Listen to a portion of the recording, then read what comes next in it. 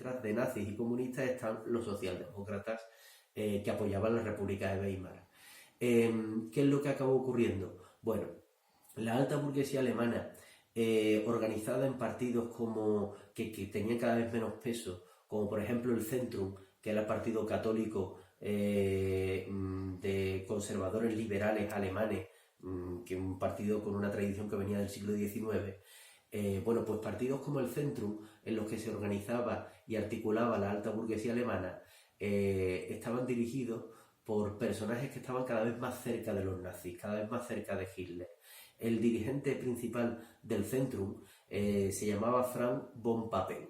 Entonces von Papen comienza a tener unas conversaciones con Hitler, a través de las cuales bueno, la alta burguesía acaba apoyando un gobierno en el que estén los nazis y que sea un gobierno apoyado pues, por la alta burguesía y por los partidos de la burguesía liberal o la burguesía tradicional, ¿no? Entonces, es la alta burguesía la que acaba apoyando al nazismo a través de partidos que en principio estaban en el centro político, pero que entre comunistas o nazis optan por el nazismo, ¿no? Entonces, de esta manera se forma el primer gobierno nazi en Alemania, el gobierno de enero de 1933.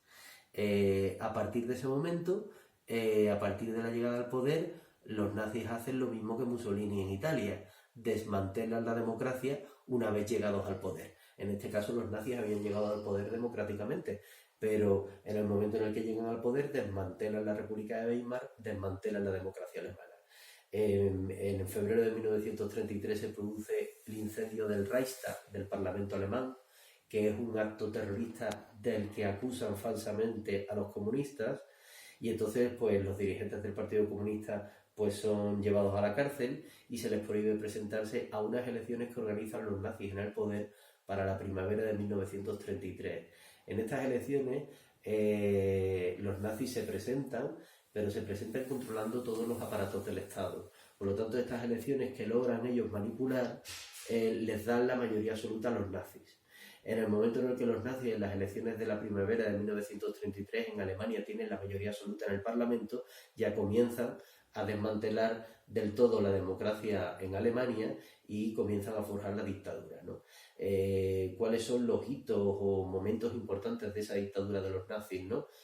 Bueno, un momento importante es la noche de los cuchillos largos, a finales de junio de 1934, cuando Hitler acaba con algunos elementos incómodos dentro del propio partido nazi. Algunos elementos que por tener un discurso muy cercano a la clase obrera, muy preocupado por las necesidades de los trabajadores, la burguesía pues tenía miedo de esos dirigentes nazis llamados nazis de izquierda, ¿no? Me estoy refiriendo a los hermanos Strasser, o me estoy refiriendo a Ernest Röhm, el líder de la GSA. La GSA era una milicia armada a la que Hitler empezó a tenerle mucho miedo porque su líder, Ernest Röhm, comenzaba a tener más poder que el propio Hitler, que era el líder del partido nazi y presidente de Alemania.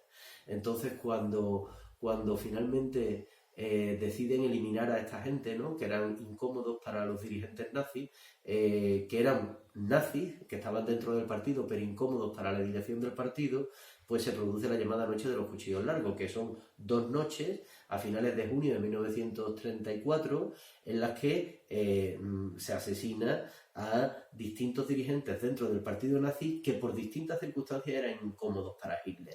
Ernest Röhm es asesinado en la Noche de los Cuchillos Largos porque se estaba convirtiendo en un tipo incluso con más poder que Hitler. Los hermanos Strasser eran 2 hermanos dirigentes nazis muy incómodos porque tenían un discurso muy social, muy partidario, muy preocupado por las necesidades de los trabajadores y que planteaban una política económica que hacía pues temer a una parte importante de la burguesía alemana. Por lo tanto, se asesina a Gregor Strasser. Al otro hermano, a Otto Strasser, sí se le deja vivo, se le deja vivir. La Noche de los Cuchillos Largos, en definitiva, en junio del 34, supuso pues, la eliminación física de todos aquellos que le hacían sombra a Hitler o de cualquier tipo de oposición interna que él mismo tuviera en su propio partido. 1935, las leyes de Nuremberg. El nazismo se distingue del resto de los fascismos porque es un fascismo especialmente antisemita, antijudío, contrario a los judíos, ¿no? Entonces, si los fascismos suelen ser movimientos racistas, concretamente el nazismo es un movimiento fascista extraordinariamente antisemita. En las leyes de Nuremberg comienza a marginarse a la población judía del resto de la población alemana, del resto de la sociedad alemana. Comienza a considerarse que los judíos o descendientes de judíos no son alemanes, como el resto de alemanes. Por lo tanto, se le impide a los judíos llegar a las cátedras de las universidades, tener negocios, se impide que un judío se case con un no judío. Bueno, ya sabéis la escalada de violencia y de marginación social contra los judíos que comienza con las leyes de Nuremberg en 1935 y termina en mitad de la Segunda Guerra Mundial con lo peor, con la solución final, ¿no? Finalmente lo que deciden en mitad de la Segunda Guerra Mundial es directamente asesinar en masa a los millones de judíos que había en Alemania y en toda Europa, ¿no? Y al final pues da lugar esto al más terrible de todos los crímenes de la historia de la humanidad. En 1938 se produce la Noche de los Cristales Rotos, que es el primer pogrom programado por los nazis en el poder en Alemania. En la Noche de los Cristales Rotos, el 9 de noviembre de 1938, Goebbels en Berlín animó a las milicias armadas nazis a emprenderla contra los judíos que vivían en Berlín, entrando en sus casas, rompiendo los escaparates de sus tiendas. Bueno, fue la primera manifestación física de violencia sistemática y generalizada contra los judíos en la Alemania nazi, ¿no? En 1936 se firma el eje Berlín-Roma, es decir, es un pacto diplomático, una alianza diplomática entre el fascismo italiano y el nazismo alemán. Y finalmente voy a acabar con la escalada de conquistas territoriales que nos llevan a la Segunda Guerra Mundial, y aquí es donde acaba el tema, ¿no?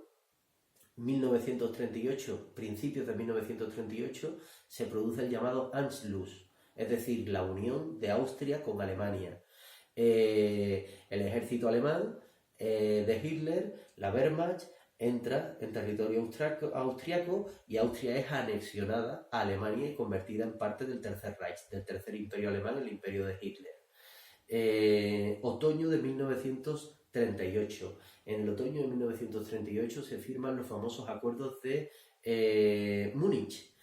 En los acuerdos de Múnich, Neville Chamberlain, el primer ministro británico, y Daladier, el presidente del gobierno francés, firman en Múnich un acuerdo con Hitler por el cual se le permite a los nazis anexionarse, es decir, conquistar una parte de Checoslovaquia. ¿Qué parte de Checoslovaquia? La parte del llamado Sudete checoslovaco.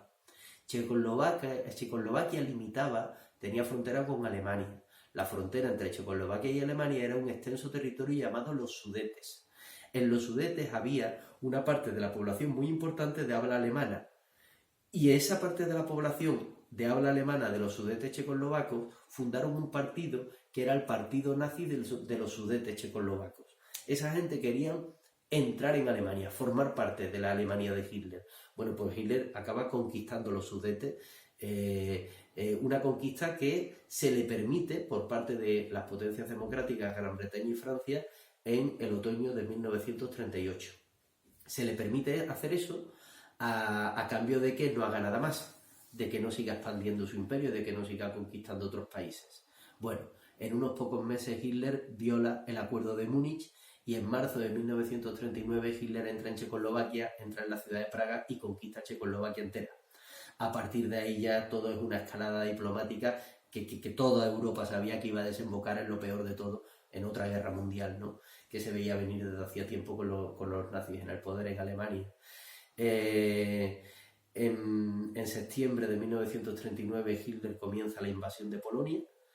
Y mientras Hitler está invadiendo Polonia, mientras la Wehrmacht, el ejército alemán, está invadiendo Polonia y acercándose a Varsovia, llega un telegrama al Berghof, a la Cancillería del Reich, desde donde Hitler, Goebbels, Göring estaban siguiendo el curso de la conquista en Polonia, ¿no? Pues bueno, mientras estaban siguiendo las operaciones militares del ejército alemán en Polonia, llega el telegrama con la declaración de guerra de Francia y Gran Bretaña, en septiembre de 1939, y entonces a raíz de la conquista alemana de Polonia, Gran Bretaña y Francia declaran la guerra a Alemania, comienza la Segunda Guerra Mundial, que esto sí será ya parte de otro tema. Bueno, espero que esto os haya servido. Un saludo.